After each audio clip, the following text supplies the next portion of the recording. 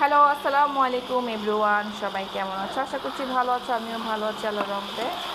তো ব্যস্ততার কারণে ভিডিও মেক করতে পারছি না, আসলে এত বেশি ব্যস্ত আমরা। আমাদের জেঠি আম্মা মারা গিয়েছে, উনি আজকে সকালে হঠাৎ করে। তো আমরা সবাই ব্যস্ত, আমি বিশেষ করে রান্নায় ব্যস্ত। এই যে আমি ইনফ্রারেড চুলায় রান্না করতেছি। অনেক ভয় লাগতেছিল, বাট মাঝে মাঝে যেহেতু এটা ব্যবহার করি তাই এটাতে আমাকে রান্না করতে হবে। খুব ভালো লাগে হচ্ছে এই যে ইউনিম্যাক্স রান্না করতে খুবই ভালো লাগে। এই যে শিং মাছ রান্না করবো, এখন ভাজি করে নিয়েছি আগে। তো ইনফ্রারেড হচ্ছে ইউনিম্যাক্স চুলায় রান্না করতে কেমন লাগে অবশ্যই জানাবে, কারো যদি এক্সপিরিয়েন্স থাকে, কারো যদি অভিজ্ঞতা থাকে।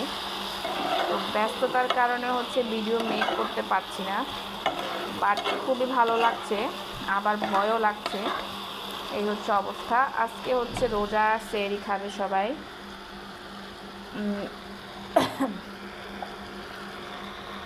আজকে হচ্ছে সবাই তারাবি পড়বে, তারাবির নামাজ পড়বে।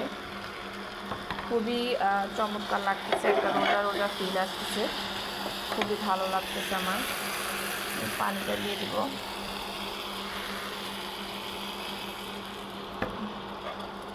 এটা আরও কষবে, এটা আরও ঝোল হবে, আরও রসা হবে, আরও বেশি ঝোল হবে। এটা ইনফ্রাইড চুলে রান্না।